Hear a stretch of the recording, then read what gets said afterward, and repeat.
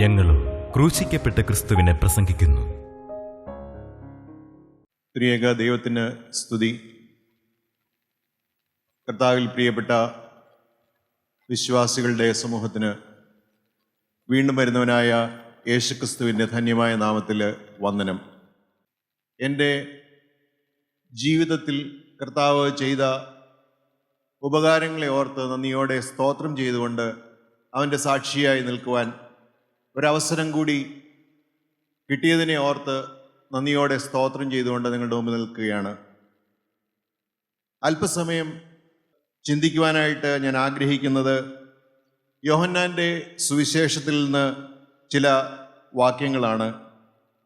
വിശുദ്ധ യോഹന്നാൻ്റെ സുവിശേഷം 20-ാം അധ്യായം 30-31 വാക്യങ്ങൾ നമുക്ക് വായിക്കാം. ഈ പുസ്തകത്തിൽ എഴുതിയിരിക്കുന്നതല്ലാതെ മറ്റനേകം അടയാളങ്ങളും യേശു തന്റെ ശിഷ്യന്മാർ കാണുകയും ചെയ്തു. എന്നാൽ യേശു ദൈവപുത്രനായ ക്രിസ്തു എന്ന് നിങ്ങൾ വിശ്വസിക്കേണ്ടതിനും വിശ്വസിച്ചിട്ട് അവൻ്റെ നാമത്തിൽ നിങ്ങൾക്ക് ജീവൻ ഉണ്ടാകേണ്ടതിനും ഇത് എഴുതിയിരിക്കുന്നു. എന്നാൽ യേശു ദൈവപുത്രനായ ക്രിസ്തു എന്ന് നിങ്ങൾ വിശ്വസിക്കേണ്ടതിനും വിശ്വസിച്ച് അവൻ്റെ നാമത്തിൽ നിങ്ങൾക്ക് ജീവൻ ഉണ്ടാകേണ്ടതിനും ഇത് എഴുതിയിരിക്കുന്നു. വേദപണ്ഡിതന്മാർ പറയുന്നത് അവസാനമായിട്ട് എഴുതിയ പുസ്തകമാണ് യോഹന്നാൻ്റെ സുവിശേഷം എന്നാണ്. മറ്റ് 3 സുവിശേഷങ്ങളിൽ പറയുന്നതിനേക്കാൾ കുറച്ച് അത്ഭുതങ്ങൾ മാത്രമേ യോഹന്നാൻ ശ്ലീഹായുടെ ഈ സുവിശേഷത്തിൽ നമുക്ക് കാണുവാനായിട്ട് സാധിക്കുകയുള്ളൂ. 7 അത്ഭുതങ്ങളാണ് യോഹന്നാൻ്റെ സുവിശേഷത്തിൽ നാം വായിക്കുന്നത്. 2-ാമത്തെ അധ്യായം മുതൽ 11-ാമത്തെ അധ്യായം വരെ വായിക്കുമ്പോൾ ആ 7 അത്ഭുതങ്ങളെക്കുറിച്ച് നമുക്ക് വായിക്കുവാനായിട്ട് സാധിക്കും. കാനാവിലെ കല്യാണത്തിന് പച്ചവെള്ളത്തെ വീഞ്ഞാക്കിയ അത്ഭുതം മുതൽ 4 ദിവസമായി മരിച്ചിട്ട് നാറ്റം വെച്ച് തുടങ്ങിയ ലാസറിനെ ഉയർപ്പിച്ചതായ ആ അത്ഭുതം വരെ 7 അത്ഭുതങ്ങൾ. വെള്ളത്തെ വീഞ്ഞാക്കിയതാണ് 1-ാമത്തെ അത്ഭുതം. 2-ാമത്തെ അത്ഭുതം ഒരു രാജഭൃത്യൻ്റെ മകനെ സൗഖ്യമാക്കിയതാണ്. പൈതൽ മരിപ്പാറായിരിക്കുന്നു, വേഗം വരേണമേ എന്ന് രാജഭൃത്യൻ ക്രിസ്തുവിനോട് അപേക്ഷിച്ച് ക്രിസ്തു ആ തൻ്റെ മകനെ, രാജഭൃത്യൻ്റെ മകനെ സൗഖ്യമാക്കുന്നതാണ് 2-ാമത്തെ അത്ഭുതം. 3-ാമത്തെ അത്ഭുതം 38 വർഷമായിട്ട് തളർവാദം പിടിച്ചു കിടന്ന ഒരു രോഗിയെ ബെഥസ്ദാ കുളത്തിൻ്റെ കരയിൽ അവനെ സൗഖ്യമാക്കുന്ന ആ അത്ഭുതം 3-ാമത്തേത്. 4-ാമത്തേത് 5 അപ്പം കൊണ്ട് 5000 പേരെ പോഷിപ്പിക്കുന്ന ആ അത്ഭുതം. 5-ാമത്തേത് ക്രിസ്തു കടലിന്മേൽ നടന്നു വരുന്നു, ശിഷ്യന്മാർ ഭയപ്പെട്ടു. 6-ാമത്തേത് പിറവിയിലെ കുടിരനായിരുന്ന ആ ഒരു മനുഷ്യനെ അവൻ്റെ അന്ധത മാറ്റിക്കൊടുത്തത്, അവന് കണ്ണ് ഉണ്ടാക്കിക്കൊടുത്തത്, ശീലോഹാം കുളത്തിൽ പോയി കഴുകുവാൻ പറഞ്ഞത്. 7-ാമത്തേതാണ് ലാസറിനെ ഉയർപ്പിച്ചതായ അത്ഭുതം. ഈ ഓരോ അത്ഭുതങ്ങളും നാം വായിക്കുമ്പോൾ ഒരു വിശ്വാസിയുടെ ജീവിതത്തിൽ പടിപടിയായുള്ള വിശ്വാസത്തിൻ്റെയും നിത്യജീവൻ്റെയും ഉറപ്പ് പ്രാപിക്കുന്ന ഒരു ശൃംഖലയാണ് നാം അവിടെ കാണുന്നത്. കാനാവിലെ കല്യാണത്തിന് അവർക്ക് വീഞ്ഞില്ലായിരുന്നു, അവരുടെ വീഞ്ഞ് തീർന്നുപോയി. നമുക്ക് വായിക്കാം യോഹന്നാൻ്റെ സുവിശേഷം 2-ാം അധ്യായം 3, 4, 5 വാക്യങ്ങൾ. വീഞ്ഞ് പോരാതെ വരികയാൽ യേശുവിൻ്റെ അമ്മ അവനോട് അവർക്ക് വീഞ്ഞില്ല എന്ന് പറഞ്ഞു. യേശു അവളോട്, സ്ത്രീയെ, എനിക്കും നിനക്കും തമ്മിൽ എന്ത്? എൻ്റെ നാഴിക ഇതുവരെ വന്നിട്ടില്ല എന്ന് പറഞ്ഞു. അവൻ്റെ അമ്മ ശുശ്രൂഷക്കാരോട്, അവൻ നിങ്ങളോട് എന്തെങ്കിലും കൽപ്പിച്ചാൽ അത് ചെയ്വിൻ എന്ന് പറഞ്ഞു. കന്യാമറിയാമിനെയും ക്രിസ്തുവിനെയും തൻ്റെ ശിഷ്യന്മാരെയും ഈ കാനാവിലെ ആ കൊത്തനെ പട്ടണത്തിലെ കല്യാണ വിരുന്നിന് ക്ഷണിച്ചിരുന്നു. അവിടെ ക്രിസ്തു അവിടെ ചെന്നിരുന്നു. എന്നാൽ അതുവരെയും പരസ്യമായി ഒരു ശുശ്രൂഷ ക്രിസ്തു ചെയ്തിട്ടില്ല. കന്യാമറിയാമിനറിയാം ക്രിസ്തു ലോകത്തിൽ വന്നത് പാപികളെ രക്ഷിക്കുവാനാണ്. ഹൃദയത്തിൽ ആ വിശ്വാസത്തോടു കൂടിയാണ് കന്യാമറിയാം ഇരിക്കുന്നത്. പാപികളെ രക്ഷിക്കുന്നതിനായി വന്ന ക്രിസ്തു, നിത്യജീവൻ കൊടുക്കുന്നതിനായി വന്ന ക്രിസ്തു എന്തെങ്കിലും അടയാളങ്ങൾ ചെയ്യും, അല്ലെങ്കിൽ അത് വെച്ച് തുടങ്ങും, എപ്പോഴാണെന്ന് മാത്രമേ കന്യാമറിയാം അറിയാൻ പാടില്ലായിരുന്നുള്ളൂ. ആ ക്രിസ്തുവിൻ്റെ അടുത്ത് എന്ന് പറയുന്ന ഒരൊറ്റ കാര്യമാണ്, അവർക്ക് വീഞ്ഞില്ല. ഇന്ന് നാം ഇവിടെ ഇരിക്കുമ്പോൾ നാമും കർത്താവായ യേശുക്രിസ്തുവിനോട് പറയേണ്ടതും അത് തന്നെയാണ്. നമ്മുടെ പ്രശ്നങ്ങൾ എന്താണോ, നമ്മുടെ ആവശ്യങ്ങൾ എന്താണോ, നമ്മുടെ പ്രയാസങ്ങൾ എന്താണോ, നമ്മുടെ ദുഃഖങ്ങൾ എന്താണോ, നമ്മുടെ രോഗങ്ങൾ എന്താണോ, എല്ലാം അവൻ്റെ അടുത്ത് പറയുക. എൻ്റെ ദൈവമേ, എനിക്ക് ഇപ്പോൾ ഈ കാര്യം തന്നേ പറ്റൂ, എനിക്ക് ഇത് ആവശ്യമാണ്, എൻ്റെ ആവശ്യം നീ അറിയുന്നുണ്ടല്ലോ, നിന്റെ സമയം എപ്പോഴാണെന്ന് എനിക്ക് അറിഞ്ഞുകൂടാ, എന്നാൽ നിന്റെ സമയത്ത് എൻ്റെ ആവശ്യം നീ ഒന്ന് നടത്തി തരണമേ. നമുക്കിത് മാത്രം പറഞ്ഞാൽ മതി. കന്യാമറിയാം പറഞ്ഞതുപോലെ അവർക്ക് വീഞ്ഞില്ല. എൻ്റെ ആവശ്യം ഇന്നതാണ്, എൻ്റെ ആവശ്യം നീ നടത്തി തരണമേ. 2 or 3 പേർ എൻ്റെ നാമത്തിൽ എവിടെ കൂടി വന്നാലും അവരുടെ മധ്യത്തിൽ ഞാൻ ഉണ്ടാകും. നാം ദൈവത്തിൻ്റെ നാമത്തിലാണ് കൂടി വന്നിരിക്കുന്നത് എങ്കിൽ, ക്രിസ്തുവിൻ്റെ വചനം കേൾക്കുവാനാണ് നാം വന്നിരിക്കുന്നത് എങ്കിൽ, നമ്മുടെ മധ്യത്തിൽ കർത്താവായ യേശു ക്രിസ്തു കടന്നു വന്നിരിക്കുന്നുണ്ട് എന്നുള്ളതിന് യാതൊരു സംശയവുമില്ല. കർത്താവായ യേശു ക്രിസ്തു നമ്മുടെ മധ്യത്തിൽ ഉണ്ട് എങ്കിൽ, നമ്മുടെ അടുത്ത് നിൽക്കുന്നുണ്ട് എങ്കിൽ, നമുക്ക് നമ്മുടെ ആവശ്യങ്ങൾ അവനോട് പറഞ്ഞുകൂടെ? നമ്മുടെ ആഗ്രഹങ്ങൾ അവനോട് അറിയിച്ചുകൂടെ? അവർക്ക് വീഞ്ഞില്ല എന്ന് കന്യാമറിയാം പറഞ്ഞതുപോലെ നമുക്ക് ഒന്ന് കർത്താവിനോട് പറഞ്ഞുകൂടെ? ഈ സമയത്ത് നമ്മെക്കുറിച്ച് ദൈവം ആഗ്രഹിക്കുന്നതും അതുതന്നെയാണ്. നിങ്ങളുടെ ആവശ്യങ്ങൾ സ്തോത്രത്തോടുകൂടി അറിയിക്കുക. എന്നാൽ സകല ബുദ്ധിയെയും കവിയുന്ന ദൈവസമാധാനം, ആ സകല ബുദ്ധിയെയും കവിയുന്ന ഒരു ദൈവസമാധാനം നിങ്ങളുടെ ഹൃദയങ്ങളെയും നിലവുകളെയും ദൈവത്തിങ്കൽ കാക്കും. അതാണ് നമുക്ക് വേണ്ടിയത്. നമുക്ക് വേണ്ടിയത് എന്താണെന്ന് നാം പറയുന്നതിന് മുമ്പേ നമ്മുടെ ദൈവമായ കർത്താവ് അറിയുന്നു. ആ അറിയുന്നവനായ ദൈവം, അവൻ്റെ സന്നിധിയിലേക്ക് നമുക്ക് ചെയ്യേണ്ടത് ഒറ്റ കാര്യം മാത്രമേ ഉള്ളൂ, സകലതും അറിയിക്കുക. ഇപ്പോൾ നോമ്പിൻ്റെ കാലമാണല്ലോ. നോമ്പിൻ്റെ ആദ്യത്തെ ഞായറാഴ്ച, ആ ഞായറാഴ്ച വായിക്കുന്ന വേദഭാഗമാണ് ഈ കാനാവിലെ കല്യാണത്തിന് വെള്ളം വീഞ്ഞാക്കിയ ആ സംഭവം. ആ അത്ഭുത സംഭവം ആദ്യത്തെ ഞായറാഴ്ച വായിക്കുന്നു. ഞാൻ പറഞ്ഞല്ലോ, ഒരു വിശ്വാസിയുടെ, ഒരു ക്രിസ്ത്യാനിയുടെ വിശ്വാസം കൂടുതൽ കൂടുതൽ ആഴത്തിലേക്ക് ഉറപ്പിക്കുന്നതിനായി സഭയുടെ പിതാക്കന്മാർ ഇത് ക്രമപ്പെടുത്തിയിട്ടുണ്ട്. 7 അത്ഭുതങ്ങൾ 6 ഞായറാഴ്ചകളിലും, 7ാമത്തെ കഷ്ടാനുഭവാഴ്ച തുടങ്ങുന്നതിൻ്റെ ഓശാന ഞായറാഴ്ചയുടെ തലേദിവസമായ ലാസറിൻ്റെ ശനിയാഴ്ചയിലും ഇതാണ് നമ്മെ പഠിപ്പിക്കുന്നത്. ക്രിസ്തു ചെയ്ത അത്ഭുതങ്ങൾ പടിപടിയായി ഓരോ പടവുകളിലൂടെ തന്നെ അനുഗമിക്കുന്നവരെ നടത്തിക്കൊണ്ട് പോകുന്നു, തൻ്റെ ശിഷ്യന്മാരെ നടത്തിക്കൊണ്ട് പോകുന്നു, തൻ്റെ ജനത്തെ നടത്തിക്കൊണ്ട് പോകുന്നു. അതാണ് നാം ഇവിടെ കാണുന്നത്. 1ാമത്തെ അത്ഭുതം, കന്യാമറിയാം അവനോട് പറഞ്ഞു അവർക്ക് വീഞ്ഞില്ല. കർത്താവ് തിരിച്ചു പറയുന്നത്, യേശു അവളോട്, സ്ത്രീയെ, എനിക്കും നിനക്കും തമ്മിൽ എന്ത്? എൻ്റെ നാഴിക ഇതുവരെ വന്നിട്ടില്ല. കുറച്ച് കഠിനമായി പറയുകയാണെന്ന് നമുക്ക് തോന്നിയേക്കാം. എന്നാൽ കന്യാമറിയാം ഒരു പരിഭവം അവിടെ കാണിക്കുന്നതായിട്ട് നാം കാണുന്നില്ല. കന്യാമറിയാം അവിടെ പറയുന്നത് എന്താണ്? അവൻ നിങ്ങളോട് എന്തെങ്കിലും കൽപ്പിച്ചാൽ അത് ചെയ്യുവിൻ. എന്തെങ്കിലും കൽപ്പിച്ചാൽ അത് ചെയ്യുക, അത് മാത്രമേ ആവശ്യമുള്ളൂ. സമയം എപ്പോഴാണെന്ന് അറിയാൻ പാടില്ലാത്ത അവസ്ഥ. നമുക്കും അറിഞ്ഞുകൂടാ എപ്പോഴാണ് നമ്മുടെ യാതനകൾക്ക് മറുപടി കിട്ടേണ്ടുന്നതെന്ന്.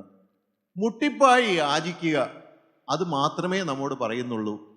നമ്മുടെ യാചനകൾക്ക് മറുപടി തരുന്നവനായ ഒരു കർത്താവായ യേശുക്രിസ്തു ഉണ്ട് എന്നുള്ള വിശ്വാസം, അതാണ് വേണ്ടിയത്. ഈ ഒന്നാമത്തെ അത്ഭുതം എന്തിനു വേണ്ടിയിട്ട്? അത് അതിൻ്റെ 2-ാം അധ്യായത്തിൻ്റെ 11-ാം വാക്യം നമുക്കൊന്ന് വായിക്കാം. യേശു ഇതിനെ അടയാളങ്ങളുടെ ആരംഭമായി ഗലീലയിലെ കാനാവിൽ വെച്ച് ചെയ്ത് തൻ്റെ മഹത്വം വെളിപ്പെടുത്തി. അവൻ്റെ ശിഷ്യന്മാർ അവനിൽ വിശ്വസിച്ചു. 2 കാര്യങ്ങളാണ് യേശു ഈ അത്ഭുതത്തിലൂടെ ആഗ്രഹിച്ചിരുന്നത്. ഒന്ന്, തൻ്റെ മഹത്വം വെളിപ്പെടുത്തുക. 2, ശിഷ്യന്മാരെ വിശ്വാസത്തിലേക്ക് നയിക്കുക. നമ്മുടെ ആവശ്യങ്ങൾ പറയുമ്പോൾ ക്രിസ്തു നമുക്ക് തരുന്ന മറുപടിയിലൂടെ കിട്ടുന്ന 2 കാര്യങ്ങൾ: ഒന്ന്, ക്രിസ്തുവിൻ്റെ മഹത്വം വെളിപ്പെടുത്തും. 2, ശിഷ്യന്മാരുടെ വിശ്വാസത്തെ ഉറപ്പിക്കും. ഈ 2 കാര്യങ്ങളാണ് ഈ ഒന്നാമത്തെ അത്ഭുതത്തിൽ നാം കാണുന്ന വിഷയങ്ങൾ. യോഹന്നാന്റെ സുവിശേഷം 3:16 നമുക്ക് എല്ലാവർക്കും അറിയാവുന്ന ഭാഗമാണ്. ഒന്ന് വായിക്കാം. തൻ്റെ ഏകജാതനായ പുത്രനിൽ വിശ്വസിക്കുന്ന ഏവനും നശിച്ചു പോകാതെ നിത്യജീവൻ പ്രാപിക്കേണ്ടതിന് ദൈവം അവനെ നൽകുവാൻ തക്കവണ്ണം ലോകത്തെ സ്നേഹിച്ചു. നമ്മെ സ്നേഹിച്ച കർത്താവായ യേശുക്രിസ്തു തൻ്റെ ഏകജാതനായ പുത്രനായ ക്രിസ്തുവിനെ പിതാവായ ദൈവം ഈ ഭൂമിയിലേക്ക് അയച്ചു. ഒരൊറ്റ ആവശ്യമേ ഉള്ളൂ: നാം നശിച്ചു പോകരുത്, നാം പിശാചിൻ്റെ അടിമത്വത്തിൽ കിടന്ന് നരകയാതന അനുഭവിക്കുവാൻ ഇടയാകരുത്. ആ ഒരൊറ്റ ആവശ്യം മാത്രമേ ഉള്ളൂ. തൻ്റെ ഏകജാതനായ പുത്രനിൽ വിശ്വസിക്കുന്ന ഏവനും നശിച്ചു പോകാതെ നിത്യജീവൻ പ്രാപിക്കേണ്ടതിന് ദൈവം അവന് നൽകുവാൻ തക്കവണ്ണം ലോകത്തെ സ്നേഹിച്ചു. നമ്മോടുള്ള സ്നേഹം, ദൈവത്തിൻ്റെ സ്നേഹം, അതാണ് ഇവിടെ കാണിക്കുന്നത് ഒന്നാമത്തെ അത്ഭുതത്തിൽ. 2-ാമത്തെ അത്ഭുതത്തിലേക്ക് നാം കടക്കുമ്പോൾ നമുക്ക് വളരെ ക്ലിയർ ആയിട്ട് മനസ്സിലാകുന്ന ഒരു കാര്യമാണ്. ഇവിടെ ഒരു രാജഭൃത്യൻ്റെ മകൻ, അവൻ സൗഖ്യമില്ലാതെ വളരെ പ്രയാസപ്പെട്ടിരിക്കുന്ന ഒരു മകൻ്റെ അസുഖത്തിൻ്റെ കാര്യം ഈ രാജഭൃത്യൻ കർത്താവിനോട് ബോധിപ്പിക്കുകയാണ്. ഈ രാജഭൃത്യൻ പറയുന്നത് ഇങ്ങനെയാണ്. 4-ാമത്തെ അധ്യായം 46-ാം വാക്യം മുതൽ 54-ാം വാക്യം വരെയാണ് വായിക്കുന്നത്. അതിൽ 49-ഉം 50-ഉം വാക്യങ്ങൾ നമുക്ക് വായിക്കാം. രാജഭൃത്യൻ അവനോട്, കർത്താവെ, പൈതൽ മരിക്കും മുമ്പേ വരേണമേ എന്ന് പറഞ്ഞു. യേശു അവനോട്, പൊയ്ക്കൊള്ളുക, നിന്റെ മകൻ ജീവിച്ചിരിക്കുന്നു എന്ന് പറഞ്ഞു. യേശു പറഞ്ഞ വാക്ക് വിശ്വസിച്ച് ആ മനുഷ്യൻ പോയി. 53-ഉം 54-ഉം വായിക്കാം. ആകയാൽ നിന്റെ മകൻ ജീവിച്ചിരിക്കുന്നു എന്ന് യേശു പറഞ്ഞ നാഴികയിൽ തന്നെ എന്ന് അപ്പൻ ഗ്രഹിച്ചു. താനും കുടുംബമൊക്കെയും വിശ്വസിച്ചു. യേശു യഹൂദിയിൽ നിന്ന് ഗലീലയിൽ വന്നപ്പോൾ ഇത് 2-ാമത്തെ അടയാളമായിട്ട് ചെയ്തു. കന്യാമറിയാം പറഞ്ഞു, അവർക്ക് വീഞ്ഞില്ല. ആവശ്യം അറിയിച്ചു. ഈ രാജഭൃത്യനും പറയുന്നത് അത് തന്നെയാണ്. പൈതൽ മരിക്കും മുമ്പേ വരേണമേ. പ്രയാസം അതികഠിനമായിരിക്കുകയാണ്. കാരണം പൈതൽ മരിക്കുവാറായിരിക്കുകയാണ്. അങ്ങനെയുള്ളൊരവസ്ഥയിൽ കിട്ടിയേ സാധിക്കൂ. ഒന്നാമത്തെ അത്ഭുതം കണ്ടു, ശിഷ്യന്മാർ വിശ്വസിച്ചു, കൂടെയുള്ളവരും വിശ്വസിച്ച് കാണണം. ആ വിശ്വാസത്തിൽ ഈ രാജഭൃത്യൻ പറയുകയാണ്, എൻ്റെ പൈതലിനെ ഒന്ന് സൗഖ്യമാക്കണം, പൈതൽ മരിക്കും മുമ്പേ വരേണമേ. അവൻ പറഞ്ഞ ആ വാക്ക് കേട്ട് എന്തൊരു പ്രയാസത്തോടു കൂടി ആയിരിക്കും പറയുന്നത്. എൻ്റെ പൈതൽ മരിക്കാറായിരിക്കുകയാണ്, അവനെ ഒന്ന് സൗഖ്യമാക്കണമേ, പൈതൽ മരിക്കും മുമ്പേ വരേണമേ. യേശു പറയുന്നത് എന്താണ്? പോയിക്കൊള്ളുക, നിന്റെ മകൻ ജീവിച്ചിരിക്കുന്നു എന്ന് പറഞ്ഞു. ആ പറഞ്ഞ മാത്രയിൽ തന്നെ പറയുകയാണ്, പോയിക്കൊള്ളുക, നിന്റെ മകൻ ജീവിച്ചിരിക്കുന്നു. ഈ അടയാളം എന്തിനായിട്ട് ചെയ്തു? അവനും അവൻ്റെ കുടുംബമൊക്കെയും വിശ്വസിച്ചു. ആദ്യത്തെ അടയാളത്തിൽ ശിഷ്യന്മാർ വിശ്വസിച്ചു, കർത്താവായ യേശുക്രിസ്തു തൻ്റെ മഹത്വം വെളിപ്പെടുത്തി. ഈ അടയാളത്തിൽ ഒരു കുടുംബം വിശ്വസിക്കുകയാണ്. 3-ാമത്തെ അടയാളം 38 ആണ്ട് രോഗമായി കിടക്കുന്ന, തളർവാദമായിരിക്കണം കിടക്കുന്ന ആ രോഗിയെ സൗഖ്യമാക്കുകയാണ്. നാം വായിക്കുന്നത് 5-ാം അധ്യായം 6 മാത്രം വായിക്കാം. അവൻ കിടക്കുന്നത് യേശു കണ്ടു. ഇങ്ങനെ ഏറിയ കാലമായിരിക്കുന്നു എന്നറിഞ്ഞു. നിനക്ക് സൗഖ്യമാകുവാൻ മനസ്സുണ്ടോ എന്ന് അവനോട് ചോദിച്ചു. ഈ രോഗി അവിടെ കിടക്കുകയാണ്. ക്രിസ്തുവിൻ്റെ അടുത്തേക്ക് അവൻ വരുന്നതേയില്ല, കാരണം അവന് വരുവാൻ സാധ്യമല്ല. എന്നാൽ തൻ്റെ അടുത്തേക്ക് വരാൻ സാധ്യമല്ലാത്തവൻ്റെ അടുത്തേക്ക് ചെല്ലുന്നവനായ ഒരു ക്രിസ്തുവിനെയാണ് നാം ഇവിടെ കാണുന്നത്. ഈ 38 വർഷമായി തളർവാദം പിടിച്ച് രോഗിയായ ആ രോഗിയുടെ അടുത്തേക്ക് ക്രിസ്തു ചെല്ലുകയാണ്. ഒന്നാമത്തെ അത്ഭുതത്തിൽ കന്യമറിയാൻ പറയുന്നു അവർക്ക് വീഞ്ഞില്ല. രണ്ടാമത്തെ അത്ഭുതത്തിൽ രാജഭൃത്യൻ പറയുന്നു പൈതൽ മരിക്കും മുമ്പേ വരേണമേ. ഇവിടെ യേശു കണ്ടു, ഇങ്ങനെ ഏറിയ കാലമായിരിക്കുന്നു എന്ന് അറിഞ്ഞു, നിനക്ക് സൗഖ്യമാകുവാൻ മനസ്സുണ്ടോ? കർത്താവായ യേശുക്രിസ്തുവിൻ്റെ അടുത്തേക്ക് ചെല്ലാത്തവരുടെ അടുക്കൽ പോലും തൻ്റെ സ്നേഹവായ്പോടെ ചെല്ലുന്നവനായ ഒരു ക്രിസ്തു, അവനെയാണ് ഇവിടെ യോഹന്നാൻ ശ്ലീഹ പരിചയപ്പെടുത്തുന്നത്. നിനക്ക് സൗഖ്യമാകുവാൻ മനസ്സുണ്ടോ? അപ്പോൾ അവൻ പറയുന്ന ഒരു വാക്കുണ്ട്, എനിക്ക് ആരുമില്ല. ഇവിടെ കൂടിയിരിക്കുന്ന നാം പലരും പറയുന്നുണ്ടാകും, എനിക്കിതിന് സാധിക്കുകയില്ല, ലോകപ്രകാരം ഇത് നടക്കാൻ യാതൊരു സാധ്യതയുമില്ല, എനിക്ക് സാധിക്കാത്ത ഒരു കാര്യമാണിത്, മാത്രമല്ല എനിക്ക് ആരുമില്ല, എനിക്ക് ചെയ്തു തരാൻ ഈ ഭൂമിയിൽ ആരുമില്ല. എന്നാൽ അങ്ങനെയുള്ള ആ തളർവാദ രോഗിയെ പോലെ ഇരിക്കുന്നവരായ നമ്മോട് കർത്താവ് പറയുന്നത്, നിനക്ക് സൗഖ്യമാകുവാൻ മനസ്സുണ്ടോ എന്നാണ്. നിന്റെ ആഗ്രഹം നടത്തി കിട്ടുവാൻ നിനക്ക് ആഗ്രഹമുണ്ടോ എന്നാണ് ചോദിക്കുന്നത്. നമ്മുടെ ആഗ്രഹം എന്താണ്? കർത്താവിൻ്റെ മഹത്വം വെളിപ്പെടുത്തി അവനിൽ വിശ്വസിച്ചു. എന്താണ് വിശ്വാസം? ക്രിസ്തുവിലുള്ള വിശ്വാസം എന്താണ്? കർത്താവായ യേശുക്രിസ്തു ഈ ഭൂമിയിലേക്ക് വന്നത് എൻ്റെ പാപങ്ങൾക്ക് വേണ്ടി, ഞാൻ ചെയ്ത തെറ്റുകൾക്ക് വേണ്ടി എൻ്റെ പാപങ്ങൾ മോചിക്കുവാനായി ഈ ഭൂമിയിലേക്ക് വന്നു. എൻ്റെ പാപങ്ങൾക്ക് വേണ്ടി ക്രൂശിൽ യാഗമായി അർപ്പിക്കപ്പെട്ടു. എനിക്ക് വേണ്ടി സകല പങ്കപ്പാടുകളും വഹിച്ചു, കുത്തേറ്റു, തലയിൽ മുൾക്കിരീടം ചൂടി, കുരിശിൽ മരണത്താൽ നമ്മുടെ പാപത്തെ അവൻ ക്രൂശിൽ വഹിച്ചു. ക്രൂശിൽ മരിക്കുക മാത്രമല്ല, അവിടെ നിന്ന് ഉയർത്തെഴുന്നേറ്റു, കല്ലറയിൽ നിന്ന് ഉയർത്തെഴുന്നേറ്റ് സ്വർഗത്തിലേക്ക് കരേറിപ്പോയി. നമ്മുടെ വിശ്വാസം എന്താണ്? ഈ പോയവനായ ക്രിസ്തു വീണ്ടും വരും. അതാണ് നമ്മുടെ വിശ്വാസം. കർത്താവായ യേശു ക്രിസ്തു എൻ്റെ പാപങ്ങൾക്കായി ക്രൂശിൽ മരിച്ചു, ക്രൂശിൽ നിന്ന് ഉയർത്തെഴുന്നേറ്റ് സ്വർഗത്തിലേക്ക് കരേറിപ്പോയി. ഇനി രണ്ടാമത് വരും. അവൻ്റെ വരവിനായി നാം നോക്കി പാർക്കുകയാണ്.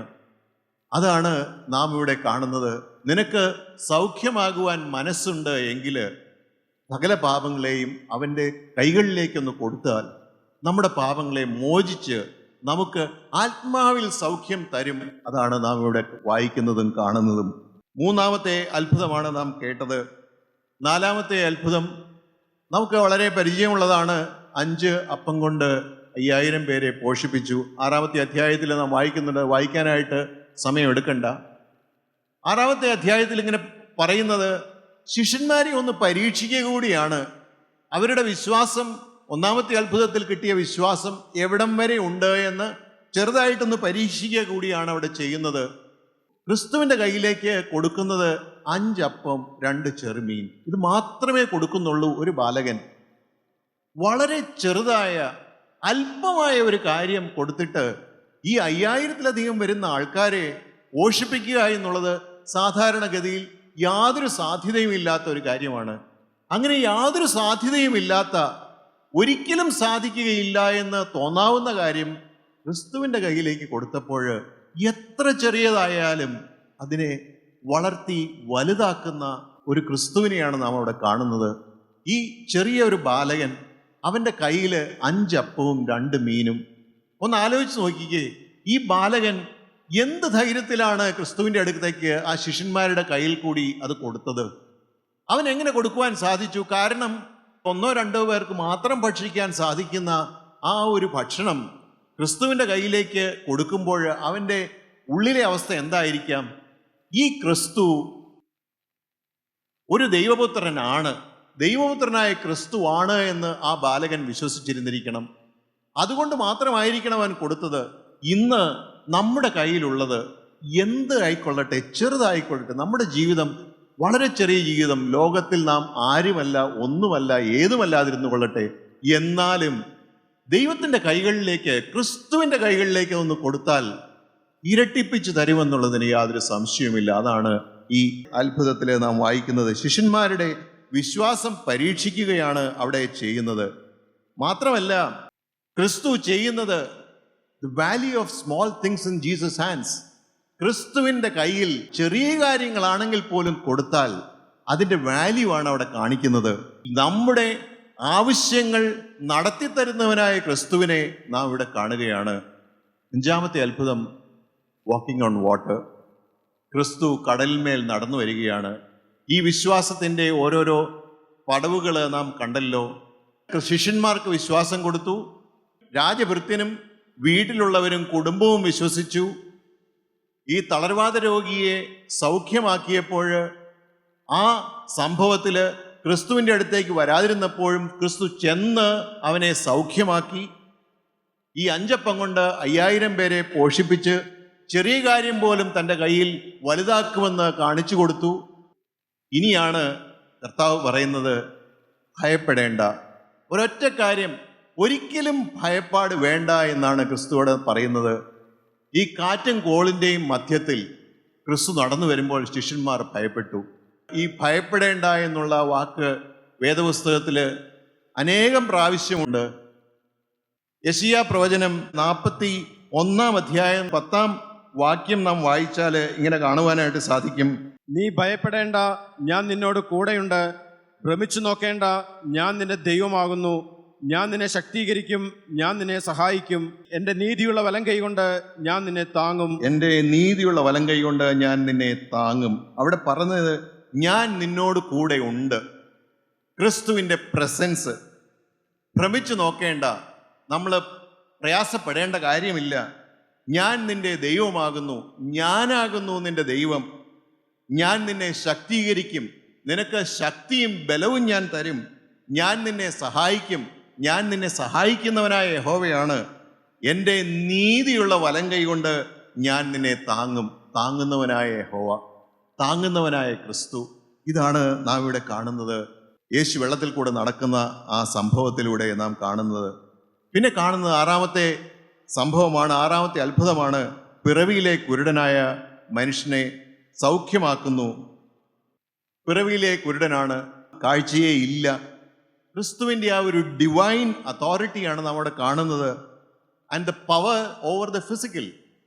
കണ്ണേ ഇല്ല, അങ്ങനെയുള്ള ഒരു മനുഷ്യൻ്റെ കണ്ണ് ഉണ്ടാക്കി അവന് കാഴ്ച കൊടുക്കുന്ന ഒരു സംഭവമാണ് നമ്മുടെ കാണുന്നത്. ദൈവത്തിൻ്റെ പ്രവൃത്തി വെളിപ്പെടേണ്ടതിനായി ക്രിസ്തു അവനെ സൗഖ്യമാക്കുകയാണ്, അവന് കണ്ണു കൊടുക്കുകയാണ്. കണ്ണ് കൊടുത്തിട്ട് ചോദിക്കുന്നത്, നീ ദൈവപുത്രനിൽ വിശ്വസിക്കുന്നുണ്ടോ എന്നാണ് അവിടെ ഈ കുരുടനോട് ചോദിക്കുന്നത്. കർത്താവേ, ഞാൻ വിശ്വസിക്കുന്നു. അവിടെ ഈ വിശ്വാസത്തിൻ്റെ പടവുകൾ കുറേശ്ശെ അങ്ങ് കയറി വരുന്നതായിട്ട് നാം കാണുന്നത്. ഞാൻ വിശ്വസിക്കുന്നു എന്ന് പറഞ്ഞ ആ കുരുടൻ്റെ കണ്ണിന് കാഴ്ച കൊടുക്കുകയാണ്. ചെറുതായിട്ട് നാം അവിടെ കാണുന്നതും അത് തന്നെയാണ്. ഞാൻ വിശ്വസിക്കുന്നു എന്ന് പറയുമ്പോൾ നമ്മുടെ ആവശ്യങ്ങൾ അവൻ നടത്തി തരുന്നു. അവസാനത്തെ യോഹന്നാന്റെ സുവിശേഷത്തിലെ അവസാനത്തെ അത്ഭുതത്തിലേക്ക് വരുമ്പോഴും ഇത് തന്നെയാണ് നാം കാണുന്നത്.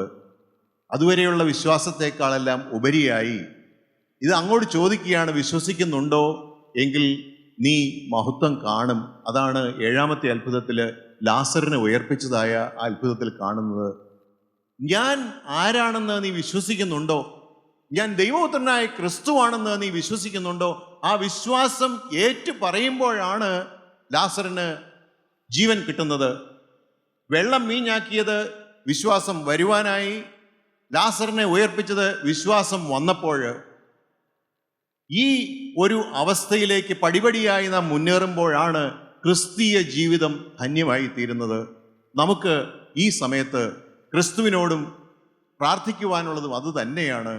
എൻ്റെ ആവശ്യങ്ങൾ, കർത്താവേ, ഞാൻ നിന്നിൽ വിശ്വസിക്കുന്നു, നീ എൻ്റെ രക്ഷകനാണ്, എനിക്കെല്ലാം തരാൻ കഴിവുള്ളവനാണ് നീ എന്ന് ഞാൻ പൂർണ്ണമായി വിശ്വസിക്കുന്നു. എൻ്റെ ആവശ്യങ്ങൾ നടത്തി തരണമേ, എൻ്റെ പാപങ്ങൾ അവിടുന്ന് മോചിച്ചു തരണമേ, എൻ്റെ പാപങ്ങൾ അവിടുന്ന് കഴുകി തരണമേ എന്ന് കേട്ടതുപോലെ നമ്മുടെ സകല പാപങ്ങളും കഴുകിത്തരാൻ കഴിവുള്ളവനായ ഒരു യേശുക്രിസ്തുവിൻ്റെ കൈകളിലേക്ക് നമ്മുടെ കൊച്ചു ജീവിതങ്ങളെ കൊടുത്താൽ അവൻ നമ്മുടെ പാപങ്ങൾ കഴുകി നമുക്ക് നിത്യജീവനും നിത്യരക്ഷയും അവകാശമാക്കി തരും. നമുക്ക് അല്പസമയം പ്രാർത്ഥിക്കാം, തലകളെ വണക്കാം. കാരുണ്യവാനായ കർത്താവേ, സ്നേഹം നിറഞ്ഞ യേശുവേ, അവിടുന്ന് കേൾപ്പിച്ച വചനങ്ങൾക്കായി സ്തോത്രം. കർത്താവേ, അവിടുന്ന് ഞങ്ങൾക്ക് വേണ്ടി ഞങ്ങളുടെ പാപങ്ങൾക്ക് പരിഹാരമായി യാഗമായി തീർന്നുവെന്നും ഞങ്ങൾക്ക് വേണ്ടി ക്രൂശിൽ മരിച്ചുവെന്നും ഞങ്ങളുടെ പാപങ്ങൾ അവിടുന്ന് കഴുകുവാനായി ക്രൂശിൽ തൻ്റെ ജീവൻ തന്നുവെന്നും ഞങ്ങൾ വിശ്വസിക്കുന്നു. കർത്താവേ, ഈ ഭൂമിയിൽ നിന്ന് കടന്നു പോയവനായ, ഉയർത്തെഴുന്നേറ്റ് പോയവനായ അവിടുന്ന് വീണ്ടും രണ്ടാമത് വന്ന് ഞങ്ങളെ ചേർക്കുവാനായി വരുമ്പോൾ അവിടുത്തെ സന്നിധിയിൽ കാണപ്പെടുവാൻ ഞങ്ങൾ ഓരോരുത്തരും യോഗ്യരായി തീരണമേ. കർത്താവേ, അവിടുത്തെ സന്നിധിയിലേക്ക് ഞങ്ങളെ വീണ്ടും ഏൽപ്പിക്കുന്നു. ഞങ്ങൾക്കായി ജീവൻ വെച്ച യേശു ക്രിസ്തുവിൻ്റെ ധന്യനാമത്തിൽ ചോദിക്കുന്നു. കൃപയോടെ കേട്ട് ഉത്തരം വരലുമാറാകണമേ. ആമീൻ.